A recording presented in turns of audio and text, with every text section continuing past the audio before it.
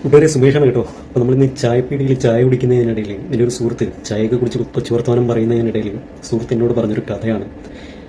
അവനോട് അവൻ്റെ മുത്തശ്ശൻ പറഞ്ഞു കൊടുത്ത കഥയാണ്.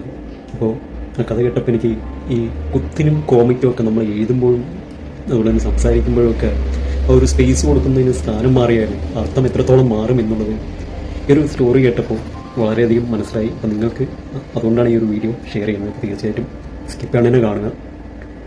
ഒരിക്കലൊരു കോടതിയിലൊരു കേസ് നടക്കുന്നു. അപ്പോൾ വാദപ്രതിവാദങ്ങൾക്ക് ശേഷം ജഡ്ജി വിധി പ്രഖ്യാപിച്ചത് ഇങ്ങനെയായിരുന്നു: hang him, not let him go. Hang him not കഴിഞ്ഞിട്ടൊരു കോമയുണ്ട്.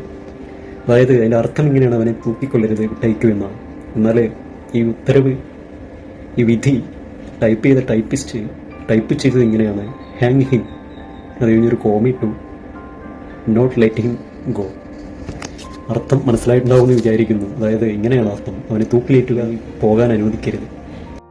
ഇങ്ങനെ ടൈപ്പ് ചെയ്ത ഈ ഒരു ഉത്തരവ് ശിക്ഷ നടപ്പാക്കേണ്ട അധികാരികളുടെ കയ്യിലെത്തുമ്പോൾ ആ പാപം നിരപരാധിയുടെ അവസ്ഥ നിങ്ങളൊന്ന് ആലോചിച്ച് നോക്കി. അപ്പോൾ അതുകൊണ്ട് നമ്മൾ ഓരോരുത്തരും വാക്കുകൾ ഉപയോഗിക്കുമ്പോൾ, അത് എഴുതുമ്പോഴായാലും സംസാരിക്കുമ്പോഴായാലും സൂക്ഷിച്ചുപയോഗിക്കുക. കുത്തും കോമയൊക്കെ ചേർക്കേണ്ടവിടെ ചേർക്കുക തന്നെ വേണം.